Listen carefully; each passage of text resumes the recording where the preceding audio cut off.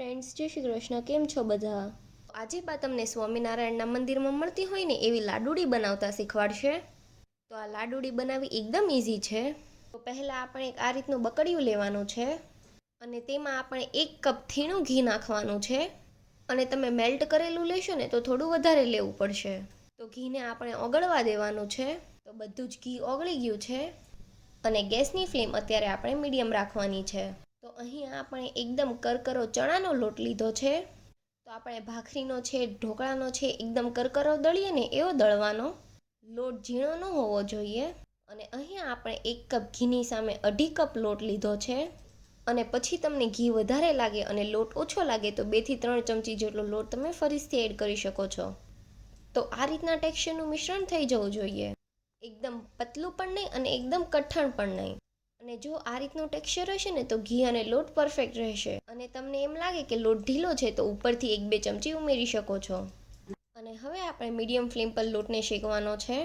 તો જે રીતે આપણે મોહનથાળનો લોટ શેકીએ ને એ રીતે જ શેકવાનો છે. અને થોડા સમય પછી તમે જોઈ શકો છો કે લોટ આપણો એકદમ ફફવા લાગ્યો છે. અને આ રીતનો શેકાઈ જાય અને કલર ચેન્જ થઈ જાય ને એવો શેકી લેવાનો.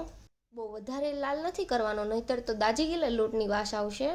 એટલે આપણે એકદમ મીડિયમ પરફેક્ટ જ શેકવાનો છે, મોહનથાળનો શેકીએ ને એ રીતે. તો આ રીતનો આપણો લોટ શેકાઈ જવો જોઈએ. તો હવે 3 થી 4 ચમચી જેટલું તેમાં આપણે દૂધ ઉમેરવાનું છે અને ગેસની ફ્લેમ આપણે સ્લો કરી દેવાની. તો આ રીતે 2 થી 3 ચમચી જેટલું દૂધ નાખતું જવાનું અને હલાવતું જવાનું.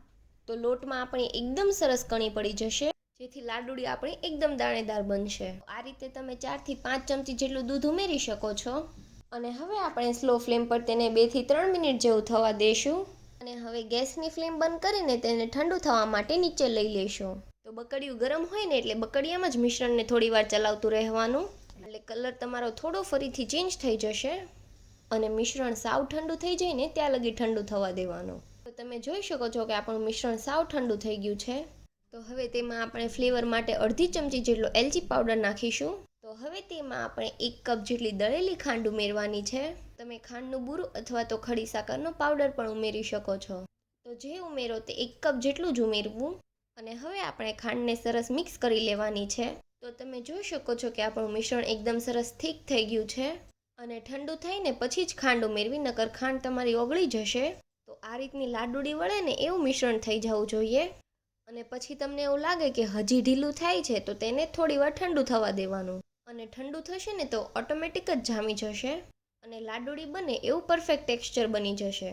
તો આપણે થોડી વાર રહેવા દીધું હતું તો આપણું પરફેક્ટ લાડુડી બને ને એવું મિશ્રણ તૈયાર થઈ ગયું છે.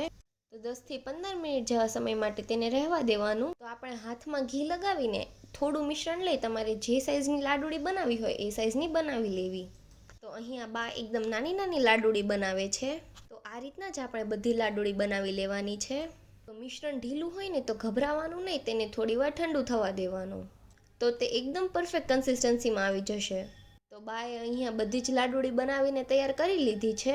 તો લાડુડીને આપણે પિસ્તાથી ગાર્નિશ કરી લેવાની છે.